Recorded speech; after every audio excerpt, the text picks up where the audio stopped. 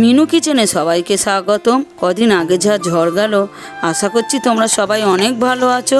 আজকে তোমাদের জন্য ভেটকি মাছের একটা অসাধারণ মুখরোচক রেসিপি নিয়ে চলে এসেছি। পরিমাণ মতো কাঁচা লঙ্কা ও পেঁয়াজ বেটে নিচ্ছি। এই রেসিপিটা বানানো অত্যন্ত সহজ এবং খেতে খুবই মুখরোচক। পেঁয়াজটাকে বেটে নিয়ে একটু পরিমাণ মতো ধনেপাতা বেটে নিলাম। একটা বড় সাইজের পেঁয়াজ কুচিয়ে নিচ্ছি। এটা দেখে কি বুঝতে পারছো যে এটা কি? এগুলো কাঁটা ছাড়া ভেটকি মাছের টুকরো, ধুয়ে জল ঝারিয়ে নিয়েছি। দুটো পাতিলেবু কেটে দানা বাদ দিয়ে রসটা নিয়ে নিচ্ছি। তোমরা চাইলে এখানে ভিনিগারও ব্যবহার করতে পারো। 1 টেবিল চামচ নুন দিয়ে দিলাম, 1 টেবিল চামচ রসুন বাটা, 1 টেবিল চামচ আদা বাটা, যে কাঁচা লঙ্কাটাকে বেটে রেখেছিলাম দিয়ে দিলাম, পেঁয়াজ বাটাটা দিয়ে কোচানো পেঁয়াজও দিয়ে দিলাম, ধনেপাতা বেটে রেখেছিলাম একটু দিয়ে দিলাম, 1 চা চামচ গোলমরিচের গুঁড়ো দিয়ে একসাথে করে ভালো করে সমস্ত মাছের সাথে ম্যারিনেট করে নিচ্ছি। 2টো ডিম ফাটিয়ে নিয়ে নিচ্ছি মাছের সাথে ম্যারিনেট করার জন্য।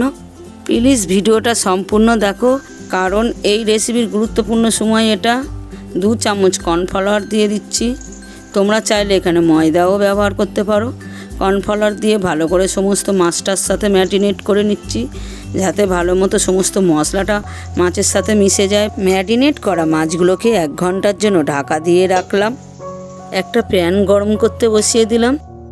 পরিমাণ মতো একটু নেড়োর গুঁড়ো নিয়ে নিচ্ছি।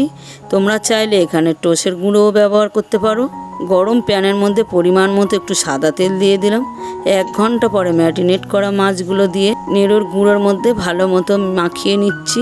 কত সুন্দর সহজে আঙুলে চেপে চেপে নেড়োর গুঁড়ো লাগিয়ে নিচ্ছি। এই নেড়োর গুঁড়ো তোমরা যে কোনো বড় মুদির দোকানে পেয়ে যাবে।